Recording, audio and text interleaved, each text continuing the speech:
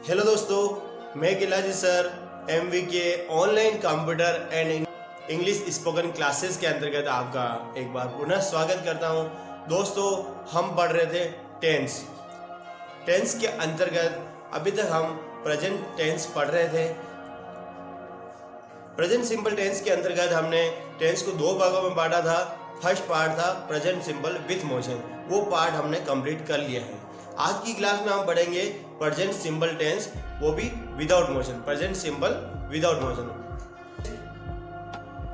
ये किस तरह के टेंस है, इसके अंदर क्या होता है, क्या हेल्पिंग वर्ब लगती है, कौन सी मेन वर्ब होती हैं, किस तरह से इसके क्वेश्चनवाचक शब्द बनते हैं, किस तरह से इनके नेगेटिव सेंटेंस बनते हैं, ये सारी चीजें हम आज की क्लास में पढ़ेंगे। आज की क्लास में दोस्तों आपको काफी कुछ सीखने को मिलने वाला है, तो बने रहिए हमारी क्लास के साथ। और यदि अभी तक आपने हमारे चैनल को सब्सक्राइब नहीं किया तो तुरंत सब्सक्राइब कर लीजिए, साथ ही नोटिफिकेशन आइकन को ऑन कर लीजिएगा ताकि हमारे आने वाले वीडियो की जानकारी सबसे पहले आपको मिल सके। तो आइए दोस्तों, बिना टाइम गवाए शुरू करते हैं आज की क्लास। आज की क्लास में हम पढ़ेंगे present simple without motion. Present simple without motion यानी कि ऐसे प्रेजेंट सिंपल टेंस जिसके अंदर किसी भी तरह का मोशन नहीं हो, किसी तरह की हलचल नहीं हो, उसे कहेंगे अपन प्रेजेंट सिंपल विदाउट मोशन। अब प्रेजेंट सिंपल विदाउट मोशन के अंतर्गत ऐसा क्या होता है जिसमें हलचल नहीं होती। विथ मोशन के अंदर हमने पढ़ा था कि सब्जेक्ट के तुरंत बाद मेन वर्ब की फर्स्ट फॉर्म लगती है और उस फर्स्ट फॉर्म के अंदर कोई क्रिया हो रही होती है, जैसे प्ले, रन, वॉक, ईट। इन क्रियाओं में कुछ न कुछ हलचल होती है, कोई कार्य किया जाता है, इसलिए इनको क्या कहते हैं, present simple with motion. Present simple with motion. Play का मतलब होता है खेलना, यानी कि इसमें कोई क्रिया हो रही है, इसलिए जब हम सब्जेक्ट के तुरंत बाद मेन वर्ब की फर्स्ट फॉर्म का यूज करते हैं, प्ले का यूज करते हैं, तो प्ले क्या है, खेलना। इस तरह की जो क्रियाएं होती हैं उसमें क्या होता है, कोई कार्य होता है, यानी कि उस कार्य में हलचल होती है, इसलिए इस तरह के टेंस को हम प्रेजेंट सिंपल विथ मोशन कहते हैं। ये हमने पहले पढ़ लिया है। यदि अभी तक आपने पिछली क्लास के वीडियो नहीं देखे हैं तो इस वीडियो के डिस्क्रिप्शन के अंदर मैंने इंग्लिश स्पोकन की सभी क्लास के वीडियो के लिंक दे रखे हैं। आप किसी भी क्लास को पढ़ने के लिए उस लिंक पे क्लिक करके वो वीडियो देख सकते हैं। और यदि आपने वीडियो देख लिया है तो आपको पता होगा मैंने प्रेजेंट सिंपल विथ मोशन पूरा बता दिया है, किस तरह से उसमें हलचल होती है, किस तरह से मेन वर्ब की फर्स्ट फॉर्म का यूज़ किया जाता है, ऑब्जेक्ट क्या लगता है, एस और ई एस क्या होते हैं, डू डज का यूज़ कैसे करते हैं, ये सारी चीज़ें मैंने आपको बता दी। आज की क्लास में हम पढ़ेंगे प्रेजेंट सिंपल विदाउट मोशन।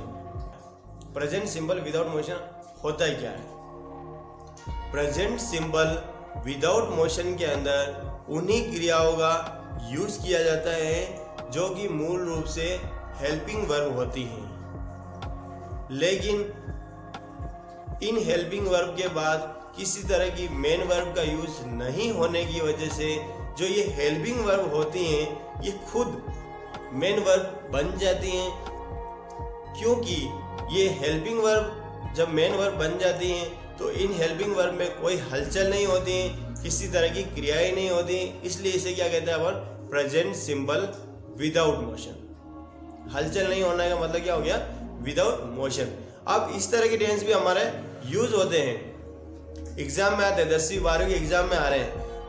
अपन कोई भी पैराग्राफ पढ़ते हैं उसके अंदर क्या होता है, प्रेजेंट सिंपल टेंस होता है, लेकिन अपने को समझ में नहीं आता है। मैंने केवल इसका नाम दे रखा है प्रेजेंट सिंपल विदाउट मोशन, लेकिन ये क्या है, ये भी एक तरह के प्रेजेंट सिंपल टेंस ही है। प्रेजेंट सिंपल को हमने दो टुकड़ों में जरूर बांट दिया, लेकिन बात वही है, आपको केवल समझाने के लिए मैंने दो टुकड़ों में बांटा है कि एक विद मोशन होता है, एक विदाउट मोशन होता है। एक ऐसा होता है जिसमें मेन वर्ब की फर्स्ट फॉर्म के साथ हलचल होती है और एक मेन वर्ब की फर्स्ट फॉर्म के साथ हलचल नहीं होती। इसका एक एग्जाम्पल लेते हैं, कैसे देखना। जैसे मैंने यहां लिखा, मैंने लिखा आई एम प्लेइंग। अब ये आप ये बताओ ये किस तरह का टेंस है। आता है। ये सबसे सिंपल टेंस है। इस टेंस को हम क्या कहते हैं? Present continuous tense. क्या कहते हैं? Present continuous tense. किसी को इंग्लिश आवे नहीं आवे, ये टेंस हर कोई बोलता है। आई एम प्लेइंग, इसमें क्या हो रहा है? सब्जेक्ट एम क्या हो गया? हेल्पिंग वर्ब होगी। प्ले में MV1 और ING वाली फॉर्म लगी। इसको अपन क्या कहते हैं? मेन वर्ब की फोर्थ फॉर्म भी कहते हैं। इसे हम क्या कहते हैं? मेन वर्ब की fourth form. MV1 plus ING को हम क्या कहेंगे? क्या कहेंगे? मेन वर्ब की fourth form.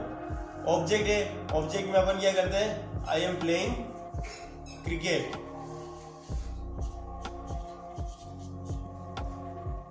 I am playing cricket, या क्रिकेट क्या बन गया?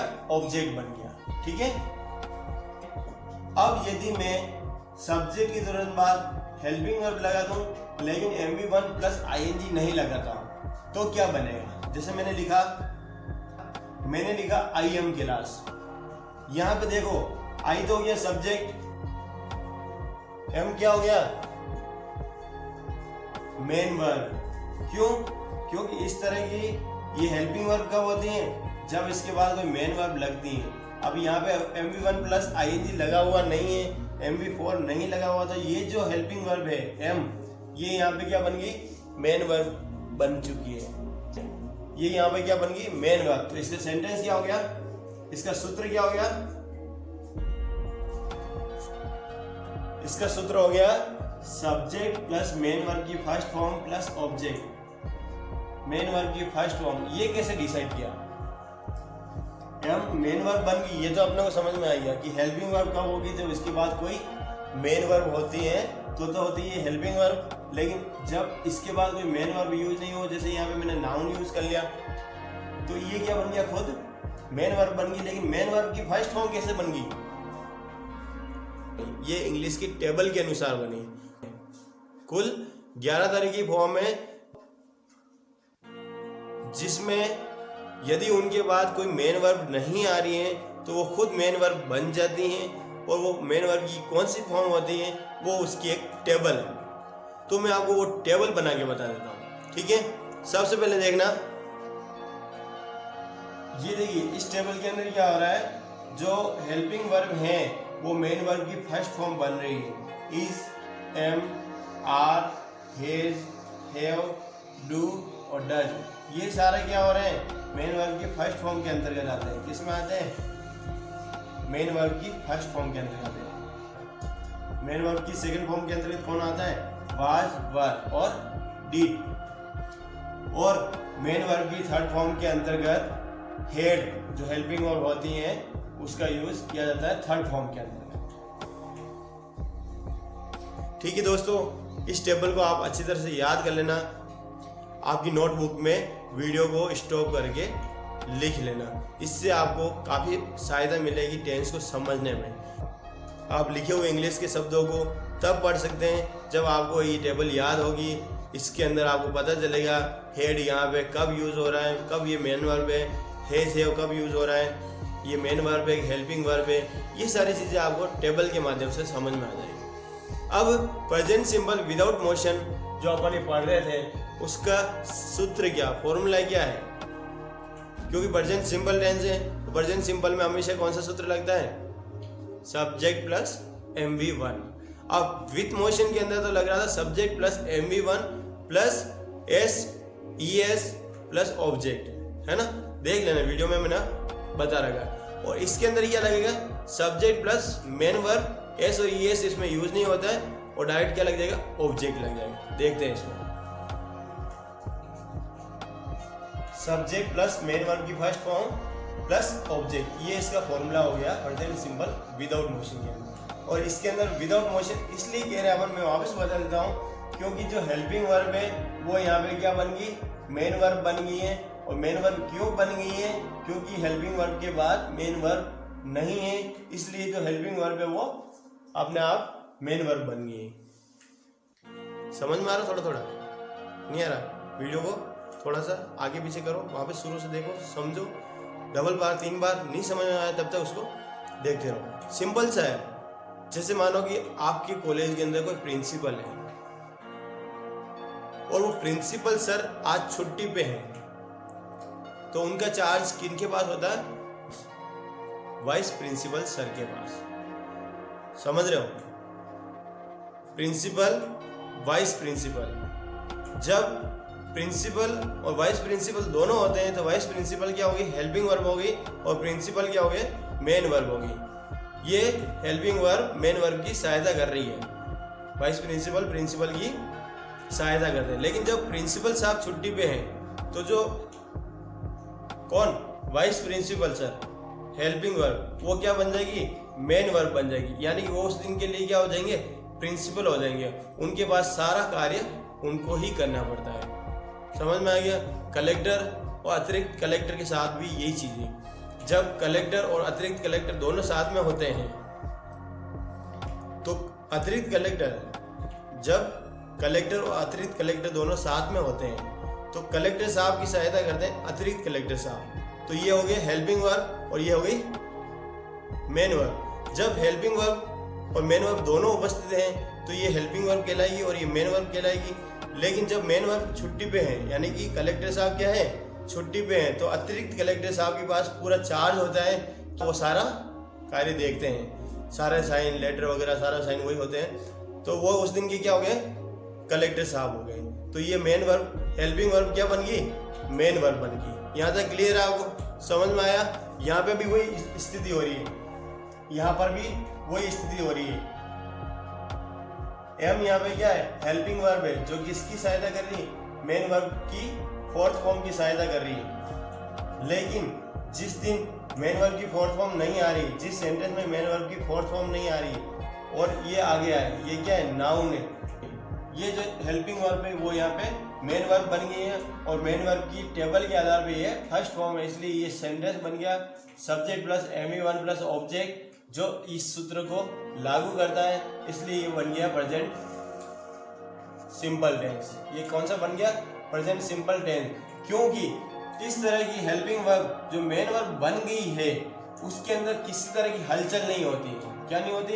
हलचल नहीं होती। इसलिए इस तरह के सेंटेंस को क्या कह रहे हैं अपन? Without motion. क्या कह रहे हैं? Without motion. इसमें कोई हलचल नहीं। प्ले, ME1 खेलना, इसमें तो क्रिया हो रही है इसलिए विथ मोशन हो रहा है। लेकिन इसमें हेल्पिंग वर्ब ही मेन वर्ब बन गई, इसमें किसी तरह की हलचल नहीं, तो ये क्या हो गया? Without motion. मुझे उम्मीद है आपको विथ मोशन और विदाउट मोशन का अंतर समझ में आ गया। ये केवल 2 भाग मैंने अपने मन से किए हैं ताकि आपको आसानी से समझ में आ जाए, लेकिन है ये दोनों प्रेजेंट सिंपल टेंस ही है। मैंने आपको एक वीडियो में यहाँ पे 5 सेंटेंस लिखे थे, उसके अंदर मैंने आपको बताया था ये किस तरह के टेंस हैं। देख के बताओ, वो जो सारे 5 सेंटेंस थे वो सारे प्रेजेंट सिंपल टेंस के अंतर्गत थे, क्योंकि उनमें सब में ये सारे हेल्पिंग वर्ब यूज हो रही थी और उन हेल्पिंग वर्ब के बाद कोई मेन वर्ब नहीं थी, नाउन प्रोनाउन वगैरह यूज हो रहे थे। इसलिए ये जो हेल्पिंग वर्ब थी ये वाली, ये क्या बन गई? मेन वर्ब बन गई। और मेन वर्ब बनने की वजह से क्या हो गया? वो सारे सेंटेंस क्या हो गए? प्रेजेंट सिंपल टेंस के अंतर्गत आ गए। उसमें मैंने वाज वर्ड डिड नहीं लिखा था, हेड नहीं लिखा था, ये लिखे थे। तो ये सारे क्या हो गए? प्रेजेंट सिंपल टेंस के वाक्य हो गए। देखना उस वीडियो में मैंने आपको दे रखा कि ये 5 सेंटेंस का आंसर बताओ कि किस तरह के टेंस है, तो वो सारे क्या है? प्रेजेंट सिंपल टेंस है। तो आपको क्लियर समझ में आ गया? प्रेजेंट सिंपल विदाउट मोशन के अंदर उन्हीं क्रियाओं का प्रयोग किया जाता है जो कि मूल रूप से सहायक क्रियाएं होती हैं, हेल्पिंग वर्ब होती हैं, लेकिन वो सारी क्रियाएं मेन वर्ब में बदल जाती हैं, इसलिए उन्हें क्या कहते हैं? Present simple without motion. जैसा कि हम जानते हैं is am are helping verb के रूप में यूज होती है तब जब इसके बाद मेन वर्ब की फोर्थ फॉर्म का यूज हो, उस तरह के टेंस को क्या कहते हैं? Present continuous tense. लेकिन जब इज एम आर के बाद मेन वर्ब हट जाती हैं और उसकी जगह नाउन प्रोनाउन यूज होते हैं, तो इस तरह के टेंस को हम कहते हैं प्रेजेंट सिंपल विदाउट मोशन। ठीक है यहाँ तक? अब यहाँ पे अभी मैंने क्या किया? एम के बाद नाउन का यूज किया, वो है ऑब्जेक्ट है, लेकिन एम के बाद क्या है? नाउन है। नाउन का मतलब संज्ञा, नाम, किसी एक व्यक्ति का नाम, व्यक्ति या वस्तु के नाम को हम क्या कहते हैं? नाउन। अब नाउन के अलावा और क्या यूज होते हैं? वो देख लेते हैं। ये देखिए सब्जेक्ट के बाद हेल्पिंग वर्ब लगी हुई, इज एम आर कुछ भी लगा सकते हो, और इज एम आर के बाद यदि नाउन, नाउन का मतलब क्या हो गया, संज्ञा, प्रोनाउन, एडजेक्टिव, आर्टिकल,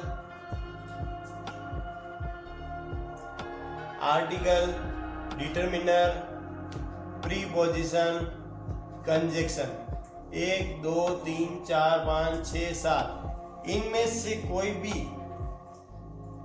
ऑब्जेक्ट के रूप में यूज होता हो, सब्जेक्ट के बाद इज एम आर लगा हो, इज एम आर के बाद noun, pronoun, adjective, article, determiner, preposition या कंजक्शन, इनमें से कोई भी चीज यूज हो, एक कोई भी एक यहाँ पे यूज होती है, तो ये क्या बन जाते हैं, हेल्पिंग वर्ब, मेन वर्ब के रूप में जानी जाती हैं। और इस तरह के टेंस को हम present simple without motion tense कहते हैं। अब आप सोच रहे होंगे यार ये क्या होता है, नाउन क्या होता है। नाउन मैंने अभी आपको बताया था, संज्ञा, प्रोनाउन, सर्वनाम, संज्ञा के स्थान पे यूज होता है ना, एडजेक्टिव, विशेषता, आर्टिकल, एन द ही होता है ना, डिटरमिनर, प्रीपोजिशन, कंजक्शन, ये सारे चैप्टर है अपने पास। आगे जो 9 चैप्टर पढ़ेंगे ना, उन 9 चैप्टर के अंदर इनको भी विस्तार से बताया गया है। कंजक्शन क्या होते हैं, प्रीपोजिशन क्या होती हैं, कितने प्रकार की होती हैं, कैसे यूज करते हैं, डिटरमिनर क्या होते हैं, ये सारी चीजें भी मैं आपको विस्तार से बताऊंगा। लेकिन उसके लिए आपको हमारे चैनल से जुड़े रहना पड़ेगा। सब्सक्राइब नहीं किया तो तुरंत एक बार सब्सक्राइब कर लीजिए, फिर आगे बढ़ते हैं। ओके चलिए अब अपन आगे बढ़ते हैं। आगे अपन पढ़ेंगे ओनली शब्द का स्ट्रेस। ओनली शब्द का स्ट्रेस, ओनली का मतलब यहाँ पे क्या हो रहा है, ओनली का मतलब होता है एकमात्र, केवल, सिर्फ, और यहाँ पे ओनली का मतलब हो रहा है ही। Stress, present simple with motion के अंदर हमने डू और डज का स्ट्रेस लगाना सीखा था। डू और डज का स्ट्रेस कहाँ पर लगता है, क्यों लगता है, ये सारा मैंने पिछले वीडियो में बता रखा है। यदि अभी तक आपने पिछला वीडियो नहीं देखा है तो पहले पिछला वीडियो देख ले, फिर आगे बढ़े। एक एक स्टेप बाय स्टेप वीडियो देखेंगे। प्रत्येक वीडियो का लिंक मैंने इस वीडियो के डिस्क्रिप्शन में दे रखा है, आप उस लिंक पे क्लिक करके वीडियो देख सकते हैं। तो आइए प्रेजेंट सिंपल विदाउट मोशन के अंतर्गत ओनली शब्द का स्ट्रेस कहाँ लगता है, क्यों लगता है, कहाँ नहीं लगता है, ये देख लेते हैं। ओनली शब्द का स्ट्रेस लगाने के पीछे 2 नियम है, 2 रूल है। पहला रूल ये है कि ओनली शब्द का स्ट्रेस सब्जेक्ट और ऑब्जेक्ट के बाद लगता है। कहाँ लगता है, सब्जेक्ट और ऑब्जेक्ट के तुरंत बाद। ओनली शब्द का स्ट्रेस कहाँ लगता है, सब्जेक्ट और ऑब्जेक्ट के तुरंत बाद लगाया जाता है। पहला रूल ये हो गया। दूसरा रूल, ओनली शब्द का स्ट्रेस केवल पॉजिटिव और इंट्रोगेटिव सेंटेंस में ही लगता है। दोनों रूल समझ में आ गया। ओनली शब्द का स्ट्रेस, पहला रूल ये है ओनली शब्द का स्ट्रेस सब्जेक्ट और ऑब्जेक्ट के बाद लगाया जाता है, और दूसरा रूल क्या है, ओनली शब्द का स्ट्रेस पॉजिटिव और इंट्रोगेटिव सेंटेंस में ही लगाया जाता है। ये देखो मैंने एक एग्जांपल लिखा हुआ है, इसको आप देख लीजिए। इस एग्जांपल के अंदर अपन देखेंगे he is Ram, he is Ram, यहाँ इज क्या हेल्पिंग वर्ब है, ही के साथ लग रही है। अब ये भी मैंने यहाँ लिख दिया है, ही के साथ क्या लगेगा, आई के साथ क्या लगेगा, यहाँ देखो ही, शी, इट और नाउन सिंगुलर के साथ तो लगेगा इज, आई के साथ लगेगा एम, वी, यू, दे और नाउन प्लूरल के साथ लगेगा आर। तो ये तीनों चीज आप वीडियो को स्टॉप करके लिख लेना। इससे पहले मैंने आपको ये बताया था ही, शी, इट, वो मैंने क्या बताया था, डू और डज का स्ट्रेस कहाँ लगेगा, ही, शी, इट के साथ डज लगता है। आई, उसमें आई भी क्या हो रहा है, यहाँ आ रहा था आई, वी, यू, दे और नाउन प्लूरल के साथ डू लगता है। वीडियो नहीं देखा तो मैं आपसे फिर कह रहा हूँ, पिछले वीडियो देखो फिर आगे बढ़ो। तो आपने देख रखा है तो आप हमेशा क्या करो, इनको एक रजिस्टर में नोट करते रहो। नोट करोगे तो क्या होगा, ये वीडियो आप बार बार देखनी नहीं पड़ेगा, आप उसको पढ़ सकते हो। ठीक है। अब he is Ram, is helping verb है, लेकिन उसके बाद नाउन आ गया, इसलिए ये जो हेल्पिंग वर्ब है ये क्या बन गई, मेन वर्ब बन गई। और मेन वर्ब की फर्स्ट फॉर्म के अंतर्गत, टेबल के अंदर क्या है, इज क्या है, मेन वर्ब की फर्स्ट फॉर्म के अंतर्गत आती है, इसलिए इसका सूत्र क्या बन गया, subject plus MV1 plus noun. और ये क्या हो गया, without motion, present simple tense without motion. ठीक है, अब वह राम है, ही ओनली इज राम। यहाँ पर सब्जेक्ट के तुरंत बाद ओनली शब्द का स्ट्रेस लग रहा है, ही ओनली इज राम, वह ही राम है, वह ही राम है, वह राम है, वह ही राम है, ही इज राम ओनली, वह राम ही है। यहाँ पे ओनली शब्द का स्ट्रेस जो लग रहा है वो कहाँ लग रहा है, ऑब्जेक्ट के तुरंत बाद। कहाँ लग रहा है, ऑब्जेक्ट के तुरंत बाद। वह राम ही है, ही इज राम ओनली, वह राम ही है, ही इज नॉट राम। ये बन गया नेगेटिव। ये तीनों सेंटेंस क्या हो गए, पॉजिटिव के। ये अकेला है नेगेटिव, नेगेटिव में ओनली शब्द का स्ट्रेस नहीं लगता है। फिर ये तीनों सेंटेंस क्या बन गए, इंट्रोगेटिव के। इंट्रोगेटिव में क्या होगा, इस पहले आ गया, इज ही राम, क्या वह राम है, इज ही राम, क्या वह राम है, is he only Ram, question mark लग रहा है, इज ही ओनली राम, क्या वह ही राम है। ये ही जो है ये सब्जेक्ट पे स्ट्रेस लग गया, इज ही ओनली राम, क्या वह ही राम है, इज ही राम ओनली। अब यहाँ पे आप ओनली का मतलब सिर्फ और केवल का मत लगाना, यहाँ पे ओनली का मतलब ही से समझना। ठीक है, इज ही राम ओनली, क्या वह राम ही है, क्या वह राम ही है। और ये क्या बन गया, चौथा सेंटेंस कौन सा है, इंट्रो नेगेटिव। वेरी गुड, बहुत बढ़िया, सही आंसर दे रहा हूँ, इंट्रो नेगेटिव। क्यों, इसमें नोट लग रहा है, यहाँ पे इज पहले आ गया और क्वेश्चन मार्क लग रहा है, इज ही नॉट राम, क्या वह राम नहीं, इंट्रो नेगेटिव। आप वीडियो को स्टॉप करके ये एग्जाम्पल नोट कर लीजिएगा। इसके बाद मैं आपको कुछ एग्जाम्पल दे देता हूँ, उनको आप बनाकर मेरे नंबर इस वीडियो के डिस्क्रिप्शन में दे रखें, उस पर आप व्हाट्सएप कर लेना, मैं चेक कर लूँगा सही किया या नहीं किया। ठीक है, ओके। ये देखिए यहाँ पे मैंने कुछ एग्जाम्पल लिख दिया आपके लिए। आई एम रिच, मैं अमीर हूँ, यहाँ पे सब्जेक्ट प्लस मेन वर्ब की फर्स्ट फॉर्म प्लस एडजेक्टिव, यानी ये विशेषता आ गई। अमीर गरीब, ये क्या हो गया, एक तरह की यहाँ पे विशेषता हुई। दे आर देयर, वे वहाँ है। डिटर्मिनर, हियर देयर, ये सब क्या हो गए, डिटर्मिनर हो गए। और भी विस्तार से मैं आपको आगे क्लासों में पढ़ा दूंगा। ही इज अ डॉक्टर, यहाँ पे ए क्या है, एक आर्टिकल है, वह डॉक्टर है। ये भी आपको एक एग्जाम्पल दे दीजिए मैंने, ए एन द, ये तीन तरह के आर्टिकल होते हैं, कौन कहाँ लगता है वो भी मैं आपको आगे बता दूंगा।